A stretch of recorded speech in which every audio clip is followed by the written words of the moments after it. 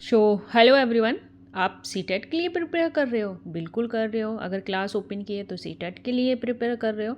PYQ cover किए हैं? हाँ किए हैं, पर आपने उसका एनालिसिस किया है? नहीं किया है। तो चलो करते हैं साथ में मिलके। तो इसमें मेरी क्लास में आपके लिए स्पेशल क्या है वो मैं बता दूं आपको। स्पेशल ये है कि आपको मैं पीवाईक्यू करा रही हूँ, उसके साथ में एनसीईआरटी का पेज भी लगाया है जहाँ से ये क्वेश्चन आपका बना हुआ है, जिससे कि आपको पता चले कि कौन सा चैप्टर बहुत ही इंपॉर्टेंट हो रहा है, कहाँ से बार बार क्वेश्चन बन रहे हैं, मल्टीपल टाइम वहीं से क्वेश्चन आ रहे हैं। तो इस बेस पर भी ये क्लास आपके लिए इंपॉर्टेंट हो जाती है और इसमें कोई भी फिजूल की चीज़ें नहीं है। अभी 6 क्लास की ज्योग्राफी के मैं क्वेश्चन लेकर आई हूँ।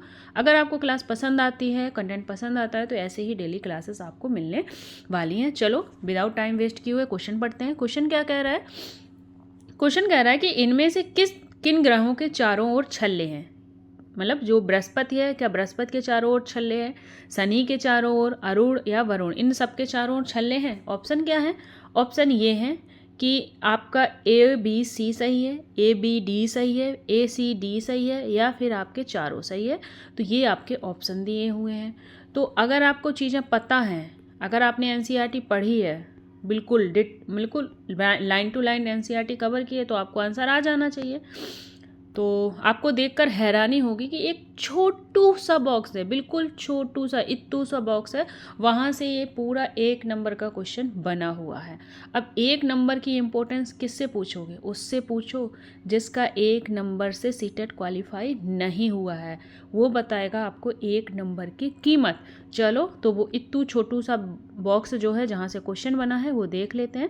तो मैं बता दूँ, ये आपकी 6 क्लास की ज्योग्राफी है और चैप्टर क्या है आपका? चैप्टर आपका फर्स्ट है और पेज नंबर यहाँ पे 2 है। ठीक है, पेज नंबर 2 से लिया गया है। क्या लिखा है? बृहस्पति, शनि और यूरेनस। ध्यान से सुनना, बृहस्पति, शनि तथा यूरेनस के चारों ओर क्या है? छल्ले हैं। क्वेश्चन क्या पूछा था? क्वेश्चन ये पूछा था कि किन ग्रहों के चारों ओर छल्ले हैं। तो आंसर क्या है? बृहस्पति, शनि, यूरेनस। चलो अपने क्वेश्चन की ओर चलते हैं, क्वेश्चन देख लेंगे एक बार। बृहस्पति की ओर है, शनि में है, और यूरेनस मतलब अरुण। क्या होता है यूरेनस का मतलब? अरुण। ठीक है, तो अरुण के चारों ओर भी छल्ले हैं, पर छल्ले किसके पास नहीं है? वरुण के पास। यानी कि आपका डी गलत हो जाता है। क्या हो जाता है? डी वाला ऑप्शन गलत हो जाता है। चलो देखते हैं। तो डी यहाँ पे है कट, यहाँ पे भी है, यहाँ पे भी है, ये तीनों ऑप्शन गलत हो जाते हैं। आंसर क्या होगा आपका? आंसर हो जाएगा 1, A और B, C सही है। ठीक है, देखा आपने, छोटे से बॉक्स से पूरा 1 नंबर का क्वेश्चन बन गया। ऐसे ही आगे भी क्वेश्चन देखेंगे। चलो, ये आपका टाइमलाइन से रिलेटेड क्वेश्चन बना है, जो कि एनसीईआरटी चैप्टर नंबर 2 है। 6 क्लास की ज्योग्राफी ही है ये आप समझ लेना कि ये 6 क्लास की ज्योग्राफी है। चैप्टर मैं बता देती हूँ, चैप्टर 2 है और पेज नंबर आपको दिख रहा होगा 16 है। क्वेश्चन पढ़ लेंगे फिर आपको आंसर दिखाऊंगी मैं। आई थिंक इसका आंसर बहुत से बच्चों को पता होगा, फिर भी मेरा मोटिव क्या है? मेरा मोटिव ये है कि इस लाइन से क्वेश्चन बनाए, इस पैराग्राफ से, तो आगे भी इस पैराग्राफ से क्वेश्चन बन सकता है, तो आप इसको इग्नोर ना करिएगा। ठीक है, क्वेश्चन है भारतीय मानक समय किस मानक याम्योत्तर पर आधारित है? ठीक है, डिफ़िकल्ट हो जाते हैं हिंदी के शब्द स्पेशली। तो भारतीय मानक समय किस मानक यामोत्तर पर आधारित है? ये आंसर आपको देखना है। तो बता दोगे, जो ग्रीनविच रेखा है, ग्रीनविच टाइमलाइन जो है हमारी, वो कितने मानक पर आधारित है? तो बताइए, 75.5, या फिर 68 डिग्री 30, या फिर 82 डिग्री या 30, या 85 डिग्री 30? बताइए कौन सा आंसर होगा। चलो आंसर पे आप माइंड मत लगाइए, यहाँ पे आओ, यहाँ पे देखो, सीधा सीधा लिखा है। क्या लिखा है कि भारत में 82.5 डिग्री यानी कि 82 डिग्री 30 पूरब को मानक यामोत्तर माना गया है। क्या माना गया है? मानक यामोत्तर माना गया है। तो आंसर क्या हो जाएगा? बताइए, आंसर क्या हो जाएगा? आंसर इज 3, ये वाला 82.5 डिग्री हमारे भारतीय मानक समय रेखा होती है। ठीक है, कौन सी? 82.5 डिग्री, ये लिखा है ना भारतीय मानक समय रेखा पूछा है ना, तो भारतीय मानक समय किस मानक यामोत्तर पर है, तो वो हमारी 82.5 डिग्री यामोत्तर पर है। तो आई होप आप याद रखोगे। एक चीज़ और, इसको कई अलग तरीके से भी लिखा जा सकता है। कैसे? एक तो ऐसे लिख सकते हैं, यानी कि 82.5 डिग्री 1/2, ये भी 82.5 डिग्री माना जाएगा, और ये भी आपका 82.5 डिग्री माना जाएगा जो आपके ऑप्शन में दिया है। और एक आपका ऐसे भी, अगर ऐसे लिखा हो तो भी वो आपका 82.5 डिग्री ही माना जाएगा। तो इन छोटी छोटी चीज़ों से आप लोग कन्फ्यूज़ बिल्कुल ना हो। चलो नेक्स्ट क्वेश्चन की ओर चलते हैं। नेक्स्ट क्वेश्चन क्या कह रहा है, ये आपका 3rd चैप्टर से लिया गया क्वेश्चन है। तो पढ़ते हैं क्या है। इसमें 2 चीज़ों के बारे में साथ में पूछा है, और ये जो मैं घूर्णन और क्या कहते हैं, घूर्णन और परिक्रमण, इनके बारे में मैं शायद जितनी भी क्लासेस ली हैं सारी क्लासेस में आपको इनसे क्वेश्चन देखने को मिल रहा है। तो इट्स मीन्स जो पृथ्वी का घूर्णन काल है, परिक्रमण काल है, यानी कि रोटेशन और रिवोल्यूशन है, ये आपके लिए बहुत ही इंपॉर्टेंट हो जाता है। और मैंने मल्टीपल टाइम बताया है कि घूर्णन क्या होता है और परिक्रमण क्या होता है। आपको घूर्णन से घूमना याद रखना है। जब हम आरती करके घूमते हैं, दिस इज घूर्णन। और जब हम कोई मंदिर है, ये मंदिर है और हम इसकी परिक्रमा लगाते हैं, दिस इज अ परिक्रमण। ठीक है, चलो एक और इजी वे में समझाते हैं। जब लोग डांस करते हैं, जब आप अपने गर्लफ्रेंड को डांस करवाते हो फिंगर पकड़ के, तो गर्लफ्रेंड वहीं के वहीं घूम रही होती है, तो वो क्या होता है, वो घूर्णन होता है। ठीक है, आई होप इस चीज़ से तो आप लोग सब रिलेट कर जाओगे और भूलोगे भी नहीं। ठीक है, कोई बॉयफ्रेंड अपनी गर्लफ्रेंड को डांस करा रहा है उंगली पकड़ के, यानी कि वो उंगली पकड़े है और वो अपने ही जगह पे घूमे जा रही है, घूमे जा रहा है, दिस इज अ रोटेशन या घूर्णन। तो अगर आपको एक चीज़ लर्न हो गई तो दूसरी आपको अपने आप लर्न हो जाएगी। ठीक है, दूसरा क्या है कि अगर आप आरती करके अपनी जगह पर घूम गए हो, दिस इज अ घूर्णन यानी कि रोटेशन। और अगर किसी मंदिर की आप परिक्रमा कर रहे हो, दिस इज अ परिक्रमण या क्या, रिवोल्यूशन। तो ये चीज़ क्लियर हो गई। चलो अपने क्वेश्चन पर आते हैं। क्वेश्चन क्या कह रहा है, क्वेश्चन कह रहा है कि इनमें से क्या दिन है, और एक मिनट, इनमें से क्या दिन एवं रात तथा ऋतुओं में परिवर्तन संभावित करता है। अब क्वेश्चन पढ़ के क्वेश्चन ही समझ में नहीं आ रहा। इस पे बेसिकली क्वेश्चन क्या कह रहा है, क्वेश्चन कह रहा है कि किस वजह से, ठीक है, अगर ऐसा लिखा होता कि किस वजह से दिन रात तथा ऋतुओं में परिवर्तन होता है, तो क्वेश्चन इजी था, हमें समझ में आ गया। पर इसने क्या किया, जो लैंग्वेज है वो डिफिकल्ट कर दी। कैसे? इनमें से क्या दिन एवं रात तथा ऋतुओं में परिवर्तन संभावित करता है। ठीक है, अब ये तो हमें पता है कि घूर्णन है, परिक्रमण है, लेकिन लेकिन लेकिन लेकिन क्या है, लेकिन बहुत ही खतरनाक शब्द है। अगर उस पर ध्यान नहीं दोगे 1 नंबर कटवा के आ जाओगे और मुंह बना के बैठ जाओगे, अरे मेरा तो 1 नंबर से सीटेट नहीं हुआ। ठीक है, तो मुंह नहीं बनाना है, हमें ध्यान देना है चीज़ों पर। क्या लिखा है, क्रमशः। क्रमशः, क्रमशः का मतलब क्या होता है, कि क्या होता है बताओ। क्रमशः का मतलब होता है कि ये जो दिन रात है ये किसकी की वजह से हुआ है, और ये जो ऋतु परिवर्तन है वो किसकी वजह से हुआ है।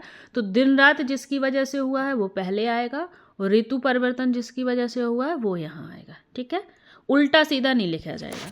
तो इसके लिए मैं पहले आपको एक चीज़ बता दूं कि सिर्फ पृथ्वी का घूर्णन नहीं, क्योंकि पृथ्वी का घूर्णन एक चीज़ के लिए रिस्पॉन्सिबल है, ना कि दोनों चीज़ों के लिए।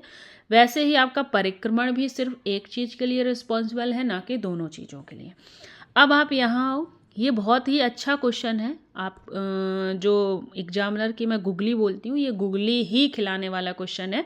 तो ये अच्छा क्वेश्चन है, लैंग्वेज को टफ किया है, ऑप्शन को भी टफ किया है। तो यहाँ पे हमें क्या करना पड़ता है, यहाँ पे हम प्रैक्टिस की नीड होती है। हम क्यों बोलते हैं प्रैक्टिस करना, इसीलिए प्रैक्टिस करने की हमें नीड होती है, सो दैट कि हमसे ये छोटी छोटी मिस्टेक ना हो। अब आपको मैं कुछ चीज़ दिखाने वाली हूँ जो आपको देखनी चाहिए। यहाँ पे क्या लिखा है, पृथ्वी के घूर्णन एवं परिक्रमण, दोनों चीज़ की बात हो रही है, घूर्णन और परिक्रमण। यहाँ पे भी परिक्रमण और घूर्णन दोनों की बात हो रही है दोनों की। पर यहाँ क्या किया गया, उसके प्लेस को चेंज किया गया है। यहाँ पे पहले घूर्णन दिया है और फिर परिक्रमण दिया है, यहाँ पे परिक्रमण है एंड घूर्णन है। अब देखना, बहुत छोटी छोटी चीज़ों को ध्यान देना है। अब आपको पता करना है कि दिन और रात किसके लिए रिस्पॉन्सिबल है, और जो ऋतुओं में चेंजेस आते हैं, परिवर्तन आते हैं, वो किन की वजह से रिस्पॉन्सिबल हैं। तो ये चीज़ आपको पता लगानी है। तो आंसर मैं अभी बता दूं या एनसीईआरटी पढ़ें? तो एनसीईआरटी पढ़ लें एक बार। चलो एनसीईआरटी पढ़ लेते हैं। हमने कुछ क्वेश्चन गलत कर दिए थे कि मतलब आंसर गलत किए थे, ये नहीं है और ये भी नहीं है। इन दोनों में हमें पता लगाना है कि घूर्णन की वजह से क्या होता है और परिक्रमण की वजह से क्या होता है। चलो एनसीईआरटी पे आ जाओ। देखो क्या लिखा है, क्या लिखा है। घूर्णन के समय काल को पृथ्वी का दिन कहा जाता है। क्या कहा जाता है? पृथ्वी का दिन कहा जाता है। यह पृथ्वी की दैनिक गति है। दैनिक गति क्या होती है? दैनिक गति क्या होती है बताओ? दिन कहा जाता है पृथ्वी का दिन। किसको? घूर्णन काल को। तो रात हो रही है, दिन हो रहा है, ये किसकी वजह से हो रहे हैं? घूर्णन की वजह से हो रहे हैं। मिल गया आंसर। चलो एक तो आंसर मिल गया कि जो दिन रात हैं वो हमारे घूर्णन की वजह से हो रहे हैं। तो जब एक का आंसर मिल गया तो दूसरे का तो अपने आप मिल जाता है, यानी कि आंसर क्या होगा? इसका क्या होगा? परिक्रमण की वजह से। चलो मैंने दूसरा भी पेज लगाया है ताकि आपको ये फील ना हो कि मैम ने पूरा क्वेश्चन कवर नहीं करवाया। चलो यहाँ आते हैं। ये वाला देखो, ये पेज पढ़ो। यहाँ से एक क्वेश्चन बना था, मैंने जो क्लास ली है आगे वहाँ पे आप देखना। जब क्लास लोगे ना तो आपको पता चलेगा क्वेश्चन बना था क्या। ये वाला क्वेश्चन बना था। ये आंसर में दिया गया था और ये क्वेश्चन पूरा यही सेम क्वेश्चन उठा के आपके पेपर में आया था कि अगर पृथ्वी घूर्णन नहीं करे तो क्या होगा। सेम क्वेश्चन आया था और आंसर क्या था कि इस अवस्था में जीवन संभव नहीं हो पाएगा। ठीक है, जीवन संभव नहीं होगा, ये आंसर बना था उस क्वेश्चन का। तो ये इम्पोर्टेंट हो जाता है। चलो इसको छोड़ो, अभी हम अपना क्वेश्चन के आंसर फाइंड कर रहे हैं तो उन पे फोकस करते हैं। तो घूर्णन का आपको पता चल गया। ठीक है, ओके। अभी हमें क्या करना है? अभी हमें परिक्रमण का पता करना है। ठीक है, ये क्या लिखा है? एक मिनट, ये क्या लिखा है? परिक्रमण लिखा है। तो परिक्रमण क्या है? देख पा रहे हो? पृथ्वी का एक पूरा वर्ष 365 दिन और 6 घंटे। ये मैं चीज़ें आपको डिटेल में समझाऊंगी अगर आपको नीड होगी। अगर आपको एनसीईआरटी पढ़ के समझ में आती है तो कोई ज़रूरत नहीं है। ठीक है, अगर नहीं आती है तो कमेंट कर देना, मैं आपको क्लियर कर दूंगी। चलो नीचे आओ। परिक्रमण की ही बात चल रही है। ठीक है, तो परिक्रमण क्या होता है? वर्ष को गर्मी, सर्दी, वसंत ऋतुओं में बांटा जाता है। पूरे वर्ष को किस में बांट रहे हो? आपको सर्दी में, गर्मी में, बसंत ऋतु में, इन चारों चीज़ों में बांट रहे हो। इट्स मीन्स, बताइए इसका मतलब क्या हुआ? इसका मतलब तो यही हुआ कि जो परिक्रमण है वो किसके लिए रिस्पॉन्सिबल है? तो वो आपका मौसम चेंज के लिए रिस्पॉन्सिबल हो जाता है। तो आंसर कैसे लगाओगे? पहले परिक्रमण लगाओगे या घूर्णन? तो पहले हम घूर्णन लगाएंगे क्योंकि घूर्णन की वजह से दिन और रात हो रहे हैं और परिक्रमण की वजह से हमारे मौसम में चेंज जा रहा है, यानी कि ऋतुओं में परिवर्तन आ रहा है। तो आंसर क्या हो जाएगा? 1 हो जाएगा। आई होप आपको ये समझ में आया होगा। चलो ये अपना क्वेश्चन लास्ट क्वेश्चन है। तो ये टाइम से रिलेटेड क्वेश्चन है। हर एग्जाम में, हर पेपर में आपको 2 से 3 आपको टाइम से रिलेटेड क्वेश्चन देखने को मिलेंगे। जो हमारी जीएमटी रेखा है, ठीक है, जो टाइमलाइन रेखा है उस पर क्वेश्चन बना है। चलो क्वेश्चन सॉल्व करते हैं।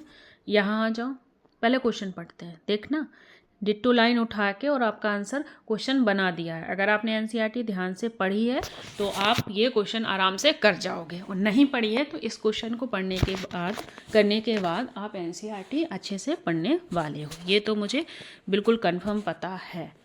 पृथ्वी का लगभग 24 घंटे में, जो हमारी पृथ्वी है वो 24 घंटे में अपने अक्ष पर कितना घूमती है? 360 डिग्री। 360 डिग्री क्या होता है?